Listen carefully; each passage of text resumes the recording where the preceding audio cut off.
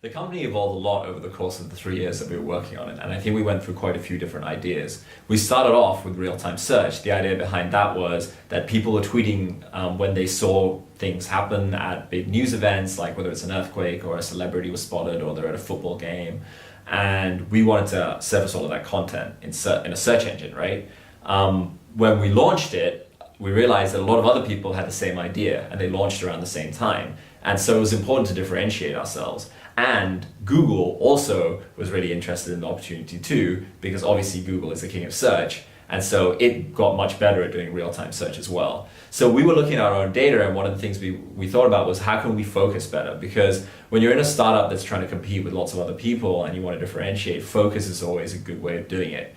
And so we started thinking about what were people really searching for on our website. And what people were searching for was celebrity-related news and celebrity-related content, like where was the celebrity spotted, or what's the latest news about some celebrity, or when Michael Jackson passed away, everybody wanted to see the news article. They wanted to know more about the story. And so we saw so many queries like that on Scoopler, and we thought to ourselves, well, how can we better gear our website towards that?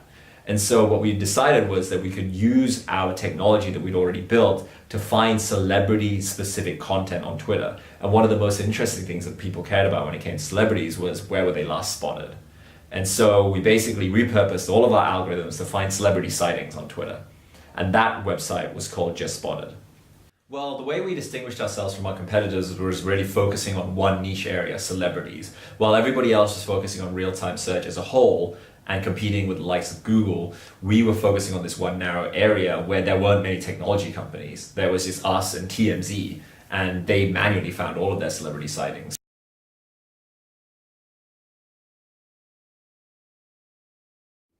Well, with JustSpotted, what we realized was that people were really curious about celebrities. So we tried to really capture that when we launched the product. So we thought, how could we make that really interesting and really pique people's interests? So we created just this one page, and all it had was a map of the world, and sightings of celebrities would just pop up. One here in America, one in China, one in India, maybe a few more in the UK or in Paris or wherever it was.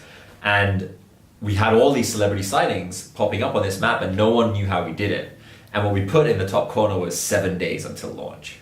And so we created this mystery, like how are these people getting this data? Where was it coming from? People were trying to work it out, and some news site suggested that we had attached GPS trackers to all the celebrities, which we thought was really funny. Of course, all of the data was just coming from all these tweets, because when people saw celebrities, they were tweeting about it. But the cool thing was that it got picked up again by the technology press, but very quickly the Hollywood press got interested. They'd never seen anything like this before. No one had so many celebrity sightings in one place. And so Hollywood Reporter wrote about it, and then it was followed up by Fox News, which is a big news site in the US, and then the BBC followed up on it.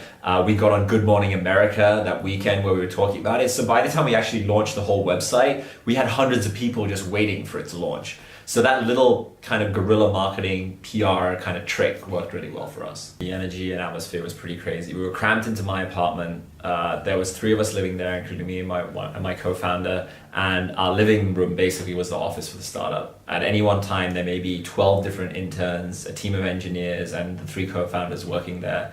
We would have TV crews coming in and out because we got so much media attention at the beginning.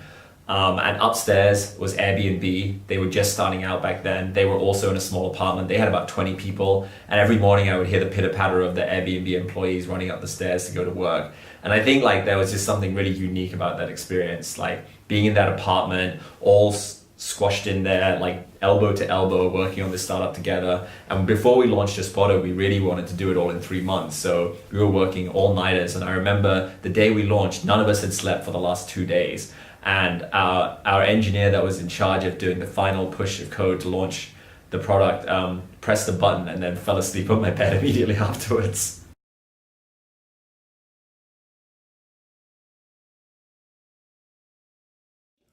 So the way we got people to keep coming back to the website, which is obviously a really important thing when you're building a new a consumer website, is to get people to follow their favorite celebrities. So just like you could follow people on Twitter, you'd become a fan of a celebrity, and then whenever a celebrity was spotted, you'd get updates about it. And that would keep people coming back because they see the updates in their emails or on our mobile app and they click through. We had a mobile app. We launched the mobile app just about a month before we were acquired by Google.